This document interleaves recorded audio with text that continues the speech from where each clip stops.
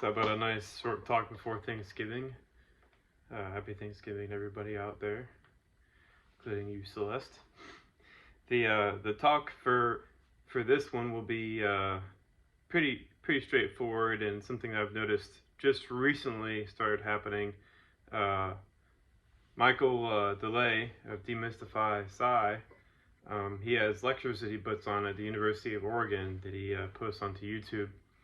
And as far as I can tell, he is the only astronomy professor in the world, yes, in the world, that is actually teaching the idea, at least, I don't remember his exact wording, but the possibility that planets are actually evolutionary structures and that they did not form as is, which is essentially stellar metamorphosis. And I know he's been paying attention to a lot of what's being developed slowly concerning this theory.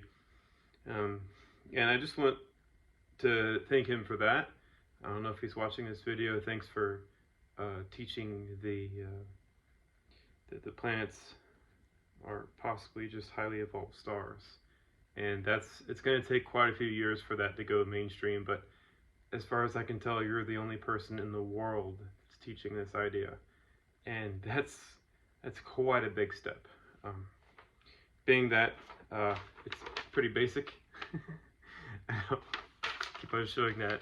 But just so people are aware, as of November 7th, 2023, I printed this off of Archive. Astronomy and Astrophysics manuscript says here, planet formation around intermediate mass stars. As you can tell, the mainstream, the belief system is still centered around the idea that a protoplanetary disk evolves and that forms a planet. But that's not what it does at all. A protoplanetary disk is the remains of an impact site or something getting ripped apart, and then the debris just scatters about. That's it. It's just large rings, just like the Saturn rings, just like the rings around Jupiter, just like the rings around Uranus and Neptune, that have slowly been dissipating. Just some ring systems are bigger than others. That's all it is. It's not evidence for anything being born, but astronomers still have separated stars' evolutionary path, and then they say planets and satellites, well, those form. Little do they know the stellar evolution is planet formation. They have the keywords right in the bottom there. Keywords: protoplanetary disks, stars, evolution, planets and satellites, formation. Like, it's so crazy. I guess they could write it stars, evolution, into planets and satellites, and then cross out the formation. If they could just take out that little hyphen right there. Where's that hyphen at? Where's that little hyphen? That little hyphen right there. They could just take that out and say stars, evolution, into planets and satellites. They would have the most important astrophysical discovery to date right in the palm of their hands. But anyways, for this talk, I want to review another idea that I hope Michael sort of thinks about while he's in his teaching capacity, is to tell the kids to look at astronomy and astrophysics related matters as a detective would, without a presumption of who the actual killer is. You can have suspects, but you can't sit there and say that's the suspect, that person killed the other person, and then not have any evidence. Because that's basically what they're doing right now, is that they're claiming they know, they can see planets forming, but there's no evidence for it. They just have these disks, and then that's it. In fact, all the evidence points towards the stars evolving slowly, losing their mass, losing their heat, and crunching down the material into a really dense, hard ball called a planet over many hundreds of millions of years. It's a very, very time-consuming and energy-intensive process. And I printed this out, footwear and tire track examination. Just as a short idea here, footwear and tire track examination principles on a little website here. basically, when you look at tire tracks as a detective, you can look at a lot of the manufacturing that goes into these things, like the divots inside of the injection molding machine, where you have those little divots inside where the cleats are. I don't know exactly what what the tread is, but I guess you could call these little cleats.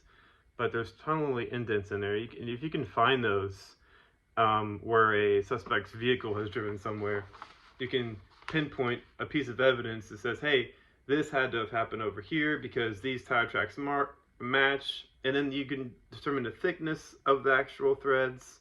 You can determine the conditions of the weather when the vehicle was there, if it was muddy conditions, if they didn't leave any tire tracks at all, or if the conditions were sandy, and the type of tire, how much of an impression you're going to make in the sand, versus if it was something more like clay. Then you have shoe imprints as well. So you have the type of wear on a shoe imprint. You can backtrace a lot of this, and basically the shoe imprint can be determined of where the person was. And what I was thinking earlier is how heavy the person could be. So and their gait, like the way their ankles and their heels are pushed up against the shoe as they walk. So you can determine that and how long they might have had the shoe and what kind of brand would have that specific pattern underneath it. You can tell what make a brand it is, and then you can go and figure out where that shoe might have been purchased and look at receipts and call businesses and figure out when this specific shoe was purchased, and then look at a security camera to see that person standing there with the shoe. And there's a lot of information you can be gathered there. And to look at the planets in terms of a detective would be like, you look at the moon, and Michael was talking about the moon possibly being 38 billion years old based off the impact craters, which was a dubious way of determining how old something is. But if you just stretch past the Big Bang model, which only has them as 13.7 billion years, and you just forget that, and you actually look at the craters as being, wow, maybe these craters that are lined up on top of craters, which are lined up on top of craters, maybe that can be used, but you have to stretch it out far beyond what their Big Bang model can allow. And then you can actually look at the evidence with a clear set of eyes as a detective would, similar to the treads on a vehicle and the shoe imprints on a shoe. You can look at all the evidence that's available on the surface of the moon and figure out where it's been, what it's been doing, how old it is, its orientation in space based off of the locations of the craters. Same thing with Mercury, same thing with Venus, same thing with Mars, same thing with Earth.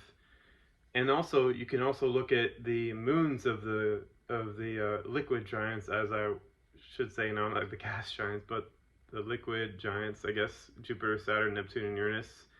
And you can look at their moons too. And you also can figure, well, hey, what about the evidence that would have been hidden? So say, for instance, a large asteroid hit a Jupiter or Saturn-sized object. Well, it would completely swallow it up. Where would the evidence go? It would just get absorbed. So I guess you have to look for some type of mixing inside the upper atmosphere that has like iron particles in it or something to that nature for like recent impacts or whatever. But basically that really sums it up. As long as scientists are trained to look at the evidence as they would detectives and not have a permanent, oh well, I know what happened, I know all of this, and then work backwards from that with the claim that they already know who killed the person, I think they'll do a lot better. But instead, scientists now, they know exactly where everything goes, they know exactly who done it, and that's just not a good approach at all. And now that Big Bang is sort of like falling to the wayside because of the James Webb telescope discoveries, it's going to be interesting to see what happens in the next couple of years, especially when a theory like this is available where we can stretch our imagination to places it's never really been before. All right, guys, take it easy.